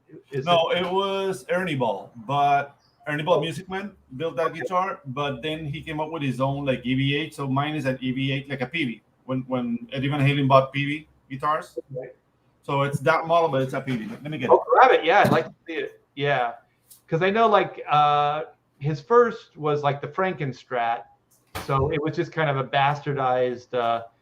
I don't even think it was a real Strat. I think it was a replica Strat. And then he started when he started playing with Sammy. Wasn't that more like a Washburn? Yeah, no, he used to. Oh, this is I lost a string. The weather here. A little bit so we can see the body. Oh wow, that's a great finish. Yeah, it's the gold finish. Yeah, it's the EVH. You don't have the bar attached right now? Oh, I'm not a big fan of the wine bar, even though this has like you can detune right here. Yeah, like here you can detune it to drop D, but wow, that's badass. Yeah, that looks cool. Yeah. This guitar, they don't make them anymore, so it went up. Like this kind of expensive. Like they try to buy it off of me a couple of times, but I say nay every time. You know what? Just an aside, and this is like real inside baseball as far as music is concerned. I had in the day, this was early 70s, right? I bought a Ludwig kit. It was just like Bonham's, the Vista Light Orange. It was the transparent kit. Like that's like the iconic drum that you always see him play. And I had it my whole life. You know, like I would travel from one place to that. I always kept it. And then I just got a wild hair up my butt because I had this new kit, this Yamaha kit that I had, this monster. And so I just kind of was like, I was tired of storing it. And so we have some friends that their kids were, you know, they liked music and stuff like that. So I just gave them this Ludwig kit that was still in pristine shape. Like I babied that thing. I had cases because it's clear plastic. It's Vistalite, so it can be scratched fairly easy. Yeah. And so and then I still had my original Speed King drum pedal. Like I said, this is real inside baseball. Yeah. But when you hear like John Bonham play on the Zeppelin songs, there's a squeak that you hear. That's the Speed King pedal. That's the pedal that he used. So I gave all that stuff to these kids. And so then never do this. I should have done it before, but I went to the internet and I looked up the value because you were saying, you know, like the value of that guitar is probably astronomical. Yeah. So I looked up the value of this drum kit and oh my gosh, it was tens of thousands of dollars. Yeah. And so then I was like, holy shit. And then, you know, once you type in things like other stuff pops up, you know, on Google search. And so there's all like what Ludwig did is they did replicas. So now it was trending. So the guy from Muse is playing a clear Vistalite kit. The guy from Foo Fighters is playing a clear Vistalite kit. Like all these like modern guys are like, they're rocking this kit. They're replicas. They're not the original, but they're replicas. And I was like, holy shit. If I contacted David Grohl and told him I had this kit, I know he would have bought it. Yeah. You know what I mean? Like it's trendy right now. And also it's vintage. And I'm like, holy shit. The only guitar, like I mean, it wasn't cheap when I get it, but it has gone up in price. It's my Gibson Explorer. It's an original 81. So it's from that time. It's like original electronics. I only changed like the tuning machines. That's the only thing I've changed, and that like lowers the price a bit. But it's around $7,000 right now, that guitar. Wow. And I'm not gonna sell it. No. Yeah, keep it. Yeah, it's amazing how like these can be collectibles, like that they're vintage and there's a sound.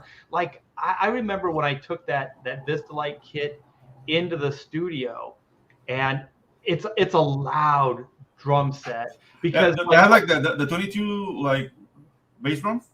You don't even have to have big size like Bonham's.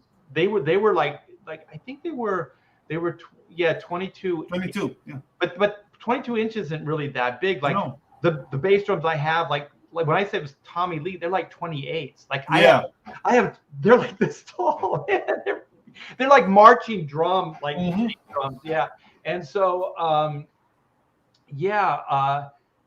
that set is so freaking loud because like wood shells, like drums are usually made like wood shells. They kind of mellow the sound and they absorb some of the sound. But when you have that plastic, it just projects like it, and the sound goes everywhere. It is so loud. Yeah, it's monstrous. I mean, you could like Bonham's kit. They were smaller drums. They weren't. Usually, you need bigger drums for sound. Yeah. I don't know. Like when I see a drummer playing with an 18 bass drum, it feels like Play-Doh. I don't know.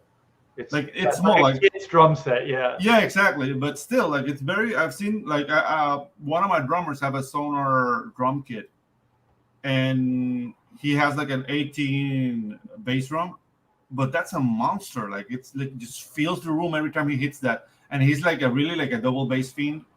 Yeah. So we have to tell him to shut the fuck up at some point. But yeah, dude, like that small. It has to do with the materials. Not really the size. It's the material, and Sonar drums are like some of the best. Yeah. And for me, like also like some of these smaller kids, like my daughter was into like we used to go to clubs and stuff when she was younger, Mhm. and so they would have like 5 or 8 bands at these clubs one night, so they were rotating through. So a lot of times they weren't using their full kits. These were like big rock acts, but they were playing with smaller kits, and Mhm. they just put a microphone right in front of the bass drum, and it sounded like a beast. I mean, it was a Yeah. monster sound. So with PA systems and stuff, you Mhm. can kind of get away with Yeah. I with mean, some people do trigger their bass drum, which is I'm not a big fan of triggering your. And I'm not thinking like an SJW trigger, but the thing is like it'll grab the bass hit and go to a console and give it another sound through the console. So you're right. not really listening to the drum. Like, you can tell, and some of the bands, especially the bands that they like math metal and gent, they tend to trigger their sound. That I don't know. I Yeah, like the I, natural I sound. didn't know this too. Like I listened to this guy named Rick Beato. He's got Hmm. a YouTube channel, and I didn't know that you could auto tune live. I always thought it was only studio, but you can auto tune live performances. And I was like, holy shit! There was this band that I absolutely adored when my daughter and I used to go Uh-huh. out. And now I think back because this singer, I'm not going to name names because I still like. Yeah. Uh, Okay. this singer, he he would nail it live. Like, Pitch Perfect. yeah, it was always great. Like the screens Hmm. were perfect. Yeah. Everything was, it was all in tune. And I was like, how does he do this night after night after night, sing like this? Mm. And I think it was auto tuned. Mm. The illusion is broke. Yeah, because I, Yeah. I knew I knew that they were playing to a click track because Hmm. sometimes like if there's one guitar player and if you're a musician like we are, you can like go, there's a rhythm guitar in there. Yeah. Where's that Exactly. coming from? That's not the bass. That's not the bass player.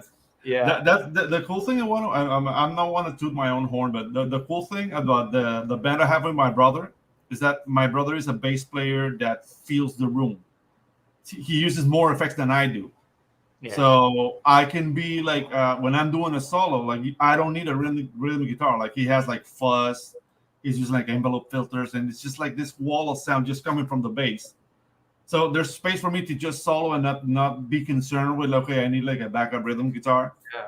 I always And played in bands that had one guitar in them. yeah, So I played in 3-piece bands too, where the singer was the guitar player, and that boggles people's minds how mhm, how full of a sound you can create with just bass, drums, and guitar. And yeah, like that band Muse, that bass player, he uses all kinds of effects and stuff to fill the space, kind of like what you're talking about. yeah, You never feel like it's lacking, kind at of thing. all, yeah, But man, I could talk about music all day. yeah, yeah. We went Yeah, on a yeah. tangent again. Yeah. So Joe says there are guitars for 60K at Guitar Center on the first. Yeah. Yeah. Hmm. Yeah. You can pay a lot for this stuff. Yeah. So anyways, you guys, thanks so much for hanging out. Thanks for letting us babble on about comic books and rock and roll and drawing and all kinds of stuff. So it's always a blast to hang out with you, Pedro. Thanks. Awesome. And Thanks for having me. yeah, and you guys go back that high octane black and white adventure. It's going to be fantastic, and we're 4 days away. 4 days away from closing this bad boy. So